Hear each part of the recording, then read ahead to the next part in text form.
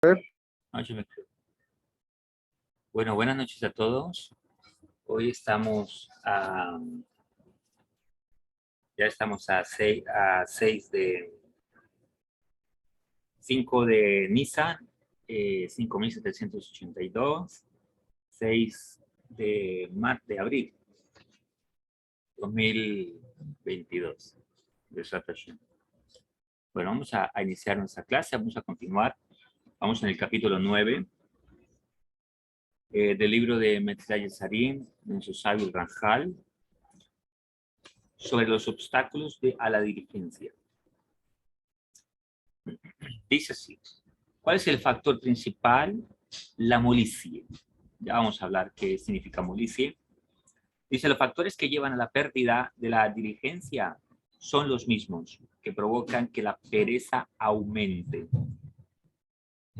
Puesto que la diligencia no es sino el reverso de la pereza e indolencia, todo lo que contribuye a aumentar estas actitudes negativas automáticamente perjudica el desarrollo de la diligencia. Todo lo que sea alimentar la pereza, hay uno que dice que la pereza es la madre de todos los males, ¿verdad?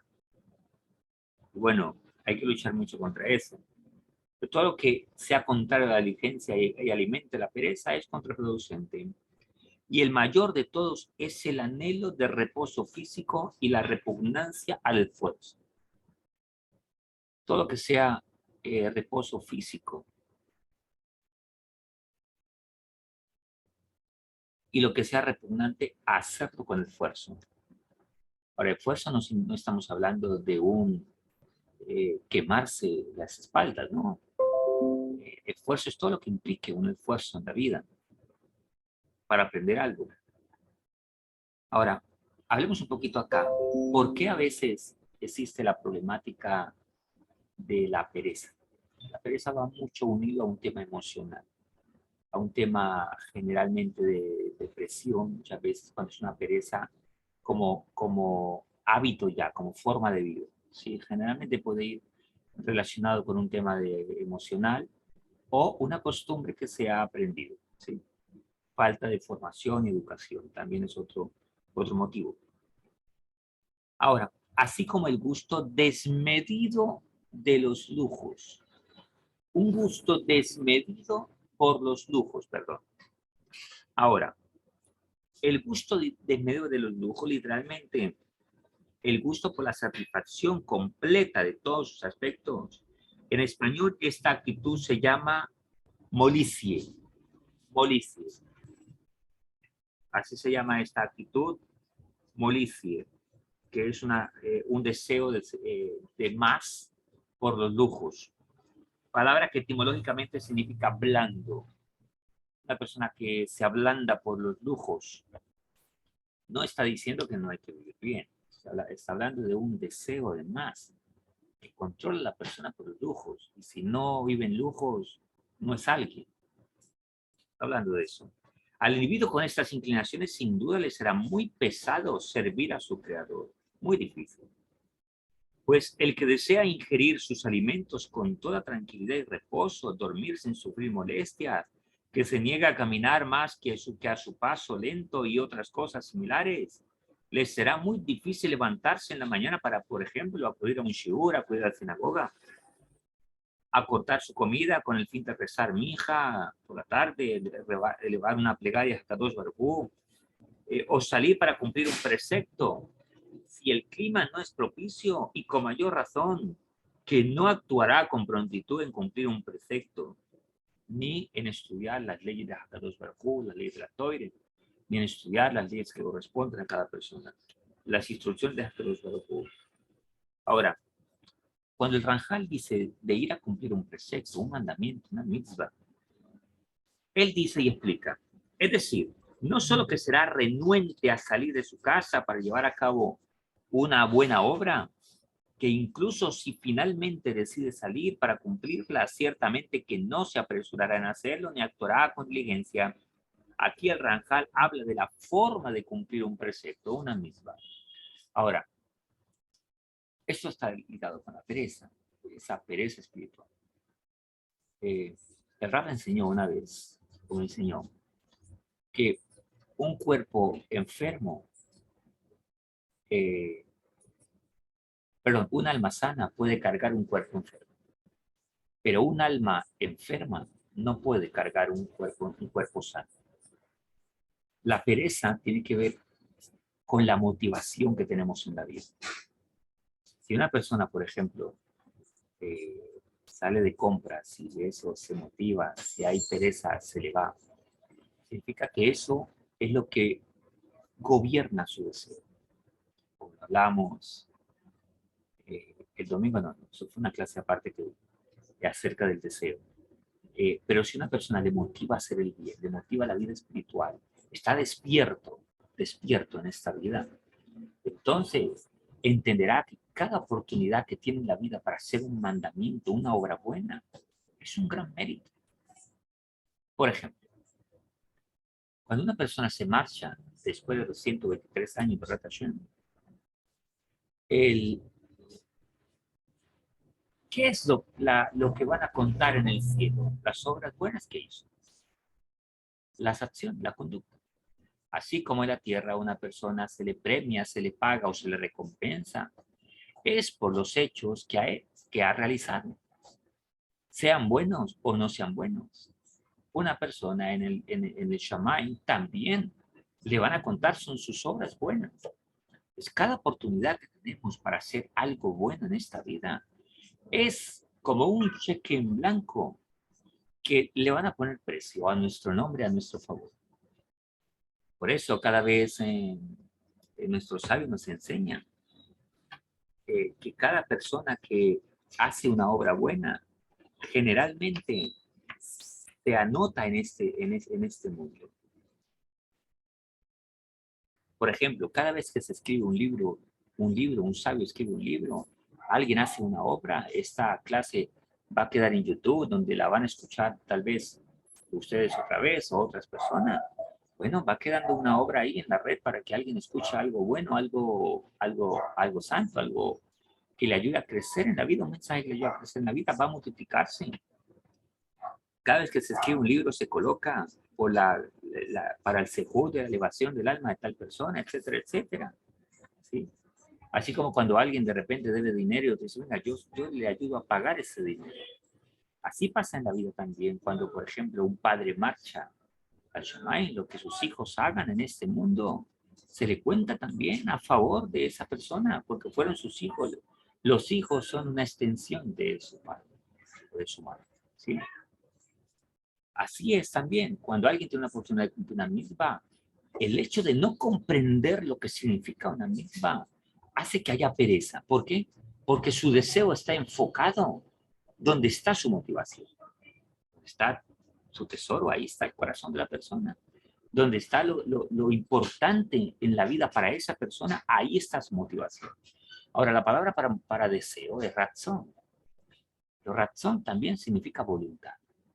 Entonces, si una persona tiene, por ejemplo, vamos a hacer un ejemplo, 100% de su deseo, un 20% lo tiene para el fútbol, un 40% para el trabajo, van 70%, un 10% para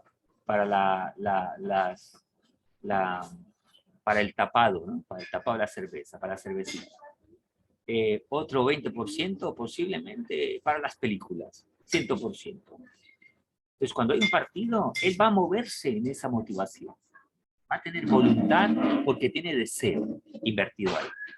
Cuando sea para el trabajo, un 40% va el hombre, si se trasnocha y al otro día hay que estar a las 6 de la mañana en la empresa, está a las 6 de la mañana. ¿Por qué? Porque tiene motivación, tiene deseo, tiene voluntad ahí invertida. Vamos a estudiar, a escuchar un shiur. Oh, no, ahí no hay deseo. Entonces, cuando no hay en la cuenta, no hay deseo para estudiar Torah, para escuchar un shiur, entonces, ¿qué viene? ¿Cómo viene a cubrir ese vacío? Pereza. Así funciona la cosa.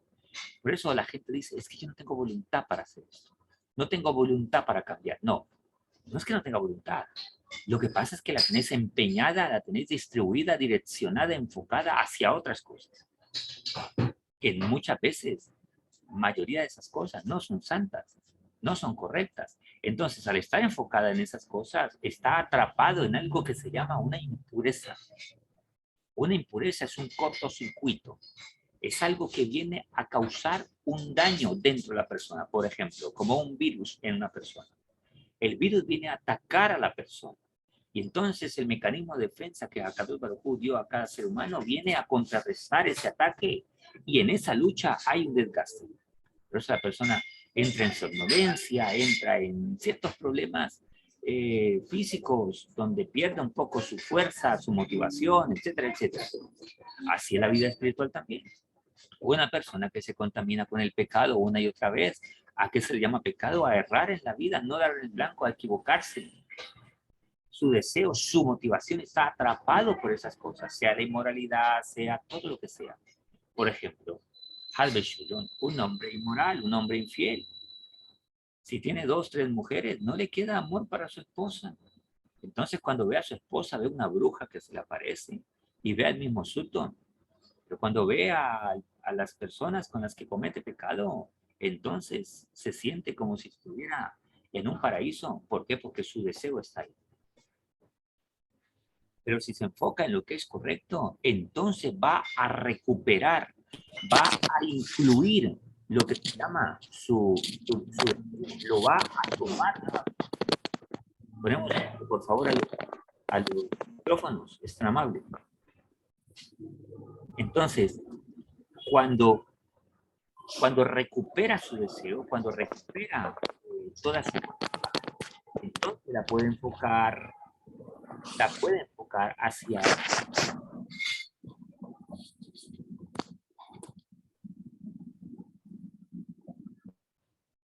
perdón,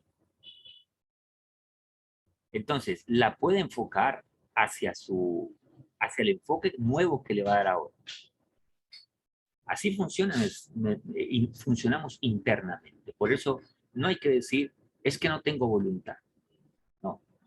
Cuando alguien dice, vas a comprar esto, vas a invertir en eso, no, no tengo dinero. ¿Por qué? Porque lo tiene empeñado en otras cosas. ¿Sí? Es lo que se llama deuda. Deuda. Incapacidad para poder cubrir un compromiso económico. Bueno, emocionalmente es así. ¿Tenés deseo para hacer este bien? No, porque lo tiene secuestrado, empeñado en otras actividades, en otros hábitos que la persona ha desarrollado.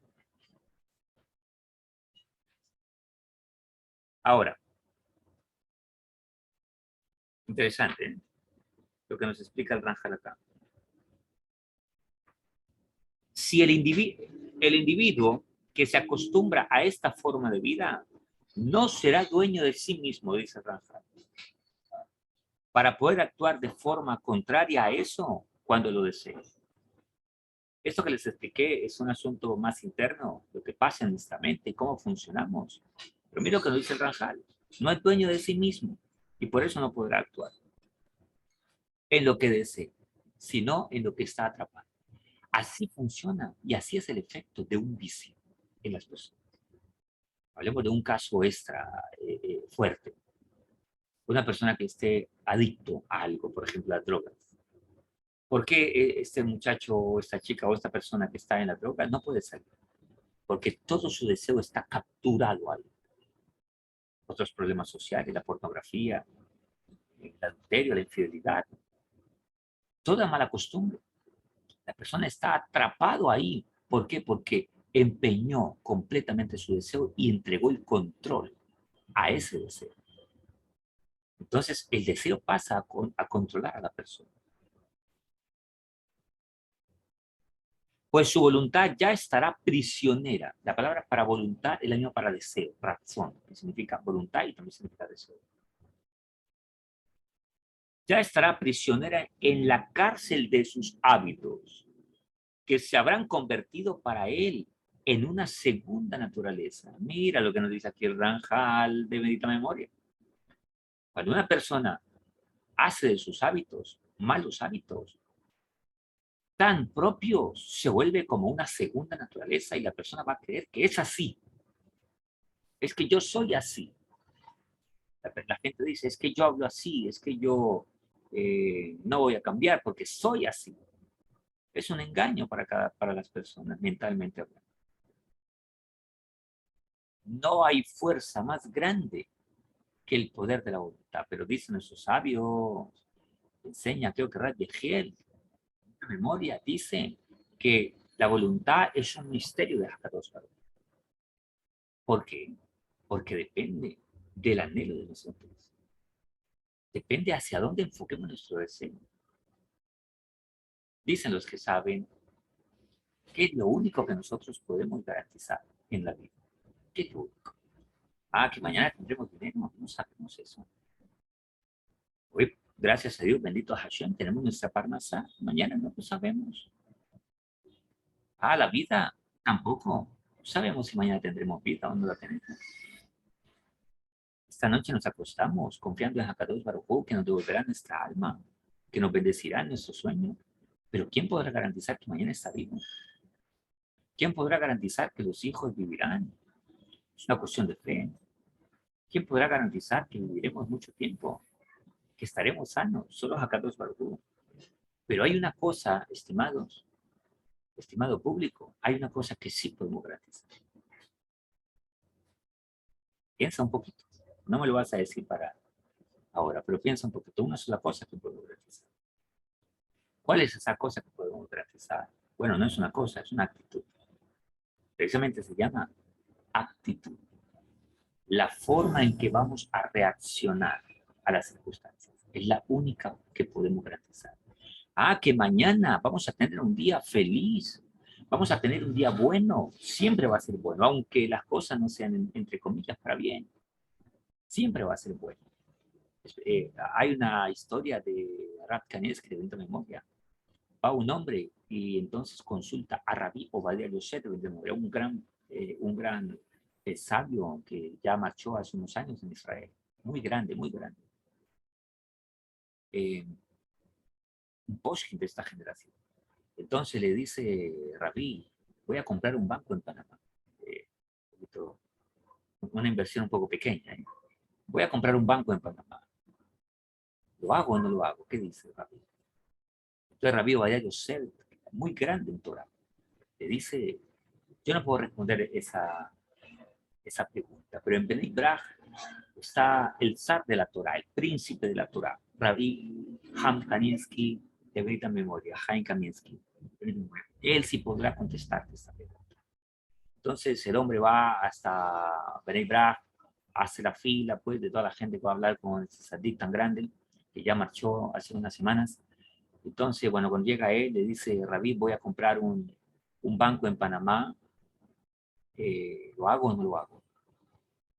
Rad Kanievski entonces comienza a estudiar Torah, el hombre está parado y Rad está estudiando una hora, perdón, unos minutos, creo que 10 minutos dice la historia, 15 minutos está, y el hombre parado y toda la gente haciendo fila. Entonces, él está esperando que Rabí le conteste, y después Rabí lo mira y le dice, no lo compres. Ah, pero no lo compro. No, no lo compres. ¿Qué hizo el hombre? No lo compró. Después se dio cuenta que le estaban vendiendo un banco quebrado y hubiese sido una muy mala inversión. ¿Sí? Todo es para bien.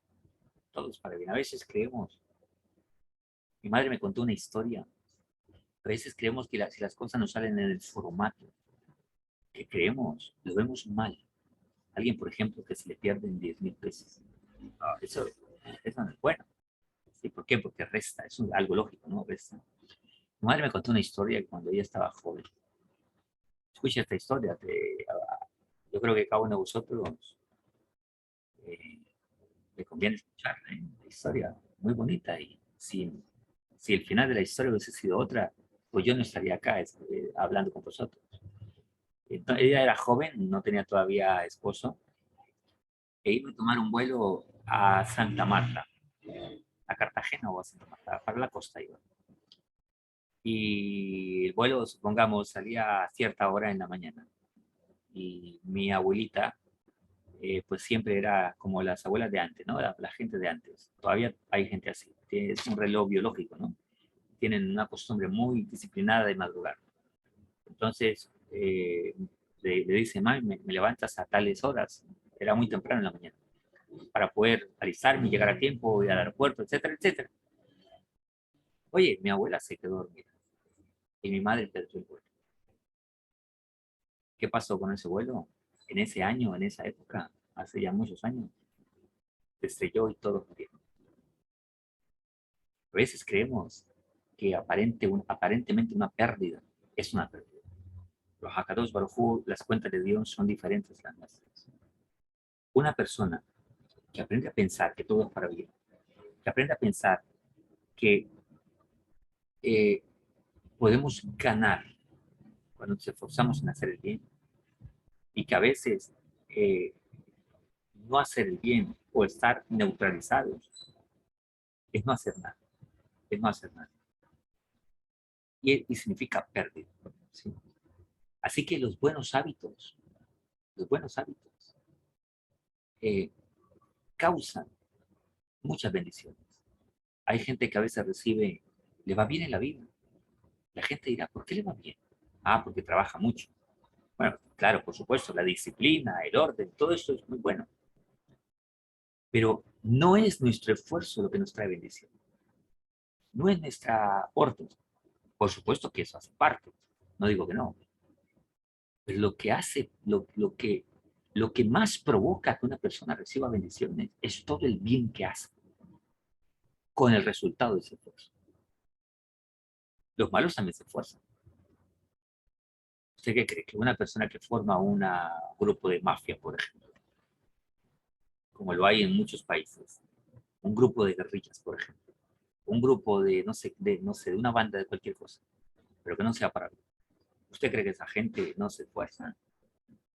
Los sabios nos dicen aprender del ladrón. ¿Usted cree que el ladrón tiene que ser flojo? El ladrón tiene que esforzarse mucho.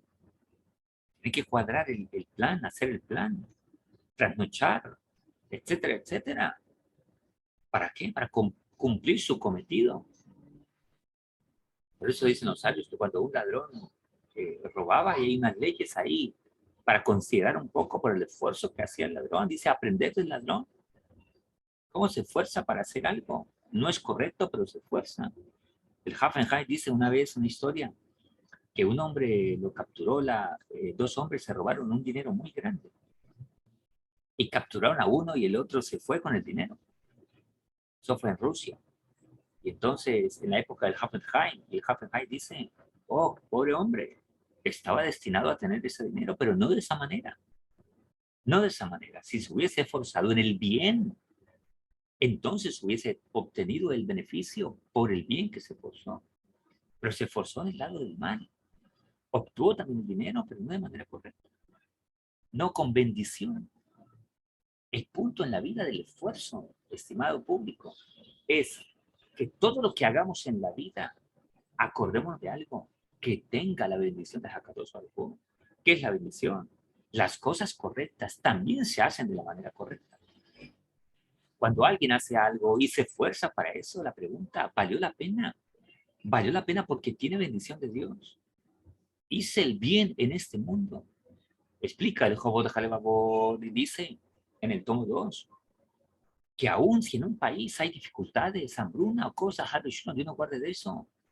La persona que estudia las instrucciones de Dios teme a Dios y hace el bien. Esa persona tiene la seguridad de que Hakadosh Baruj Hu le va a guardar, le va a ayudar, le va a dar bendición, le va a dar verajá en este mundo. ¿Por qué? Porque a Dios no se le olvida este mundo. Dios tiene una supervisión exacta sobre todas las personas, milimetrada sobre cada persona. Y Dios no se ha quedado corto para bendecir. Y puede ser que al lado alguien esté sufriendo, pero al otro lado el otro está riéndose. ¿Por qué? Porque todo depende de Hakadosh Baruj Hu. Así que cada vez que hacemos algo, hay que entender que es la oportunidad para adquirir verajá. Pero cuando alguien tiene malos hábitos, los malos hábitos impiden la bendición de Hakadosh Baruj Hu. No vamos a convencer a Hakadosh Baruj Hu de que nos bendiga gritando o tal vez pensando tonterías. Es haciendo el bien. Y el único bien en este mundo es la Torah. Es el único bien que existe. No hay otro bien. El ser humano no puede inventarse bienes en este mundo. El único bien es el que Hakadosh Baruj Hu dice. Es como una empresa. Si te contratan en una empresa para ser secretario o secretaria, pues no te vas a poner a barrer. No te vas a poner a cuidar la puerta. ¿Por qué? Porque para vos ese es el secretario. No, te van a decir, te pago para que estés sentada aquí contestando el teléfono, haciendo lo que hay que hacer dentro de esta oficina. Ah, si te contratan de bodeguero, no te vas a poner a ir a la secretaría, porque ese no es tu puesto. O sea, las funciones están hechas ya. Los límites en esta vida están hechos ya.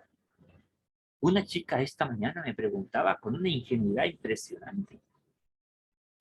Me decía, ¿tú qué piensas de esto? Yo no he definido una chica, por supuesto, sin Torah y sin conocimientos. Me decía esta chica, ¿será que yo no tengo definida mi identidad sexual? Si soy lesbiana, ¿será que Dios se irá a molestar por eso y no me recibirá en el reino de los cielos? Así me dijo la chica. Bueno, yo le di unas palabras a ella, ¿no? Pero ¿cuánta gente hay tan ingenua y tan inocente? Y piensa que todos sus hábitos en la vida van a ser aprobados. La pregunta es, la gente ignora que el mundo de Dios es el rey, el dueño de este mundo y dejó una ley, dejó unas instrucciones. ¿Acaso alguien podrá hacer en una empresa lo que se le antoje? ¿Por qué va a pensar que con la vida va a ser igual? Si alguien tiene un celular, por ejemplo, un celular bonito o lo que sea, ¿será que va a usar el celular como se le antoje? De repente yo con ese celular, de repente yo con el celular voy a golpear la puerta. Ah, porque es que para mí me sirve para eso. Alguien me va a decir, o eres muy estúpido o tenés mucho dinero. ¿Cómo vas a dañar el celular así? Ah, es que yo lo compré, pero me sirve también para golpear las puertas cuando llego a un lugar. No, esa no es la instrucción para usar el teléfono. Ah, lo querés hacer, claro, también va a golpear la puerta, pero vas a quedarte sin celular. Ah, tenés un cuerpo, tenés un alma y tenés un cuerpo. Yo lo uso como se me antoje. Ok, hazlo como se te antoja entonces. Ignora lo que Hakadosh Baruj Hu dijo. Pero el cuerpo se va a dañar, el alma se va a enfermar. Y en últimas, quien te dio este gran regalo te va a pedir cuentas por ello. Como dice Rey Shlomo en Eclesiastés 12:1. Haz todo lo que tu corazón te dicta hacer. Pero sepa una cosa, que sobre todas esas cosas que hagas, Dios te va a pedir cuenta. Así se libre el Cogelet 12:1. Dios te va a pedir cuenta de todo lo que hagáis. ¿Por qué? Porque el celular es para usarlo de manera correcta, de manera sana y de manera santa y correcta para el bien, no para el mal. Igual todo lo que Dios nos ha dado. Los hábitos son un asunto tremendo. Mira lo que explica el Rajal. Dice,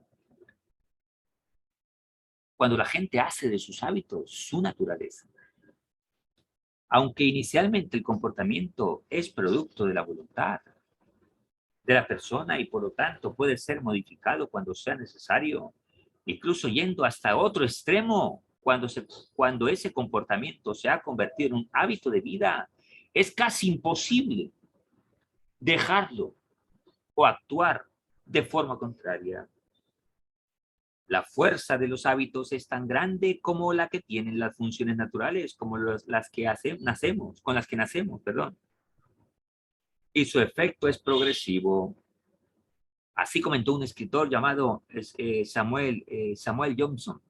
Él las cadenas, dijo, las cadenas de la costumbre son por lo general inicialmente poco sólidas como para ser sentidas, hasta que llegan a ser demasiado fuertes para romperlas. Así son los hábitos. Todo comienza con el deseo, la voluntad y la motivación, el anhelo. Lo único que podemos garantizar en esta vida es la actitud. ¿Cómo vamos a reaccionar? No sé si mañana, confío en Dios que mañana será un día bonito. ¿Por qué? Porque si sé que todo viene de Hakadosh Baruj Hu, todo será para bien. Y esa conciencia hace que reaccionemos con buena actitud, con fe y confianza.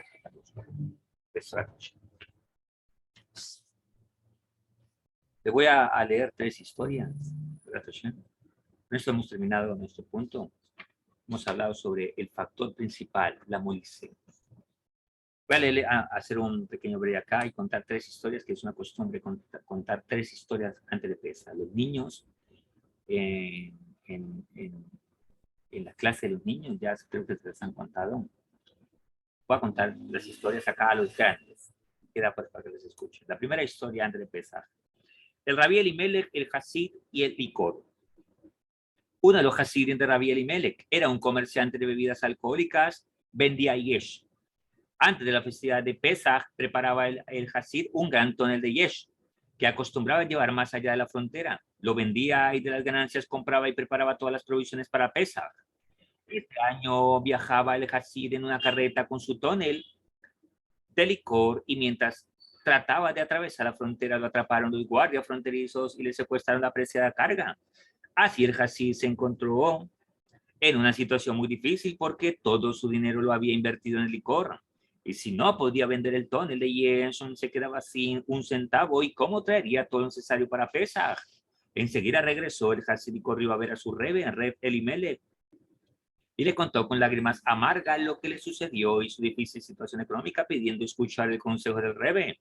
Rabí Elimelech le dijo que vuelva a donde los guardias fronterizos le explique que hubo un error y no es un tonel de yes, sino agua. El Hasid, que era un verdadero Hasid, hizo lo que dijo el Rebe y volvió a donde los guardias fronterizos sin oponer objeciones y les dijo que ese era un tonel de agua y simplemente tenían que probarlo, etcétera. Los guardias lo probaron y efectivamente era solo agua y enseguida le devolvieron el tonel al Hasid, que se apuró a devolver su propiedad a la carreta, regresando inmediatamente al Rebe Elimelech.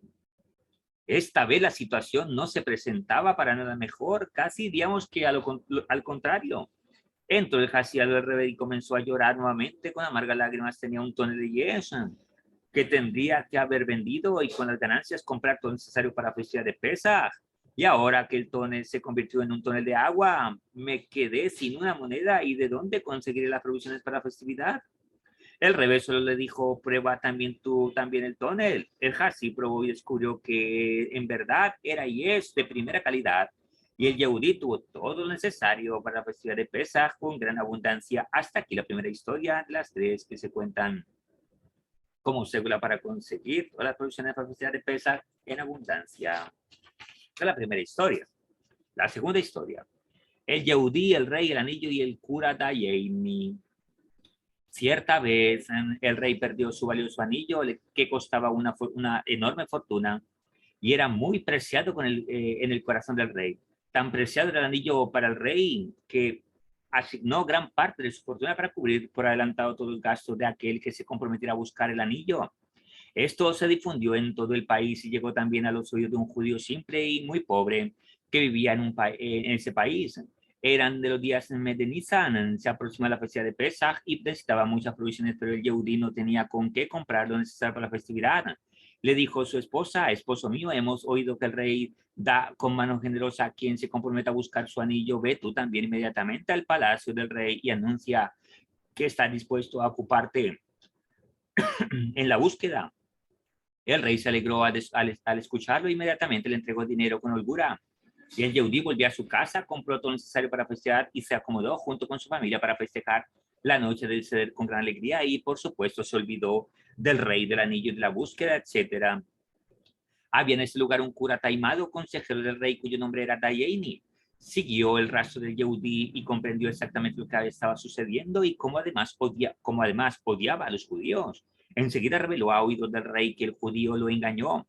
Tomó todo el dinero, compró con él las provisiones para la festividad de Pesaj y no tenía interés ni intención alguna para buscar el anillo perdido. El rey no se convenció inmediatamente de las palabras del cura, entonces fueron ambos a la casa del judío para ver cómo buscaba el anillo y si en verdad eran ciertas las palabras del cura.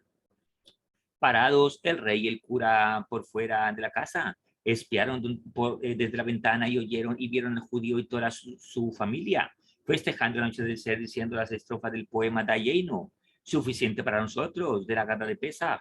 Y eran de esos judíos de Galicia Europa del Este que no pronuncian Dayeinu, sino Dayeini. El dueño de la casa cantaba de solista las partes de Dicen Hilu, Tiano, Mimizraim, Bedoazabaen, Shefatim. Si nos hubiera sacado de Egipto y no nos hubiera hecho maravillas. Y el resto de la familia contestaba a coro continuación, a viva voz, Dayeini, Dayeini.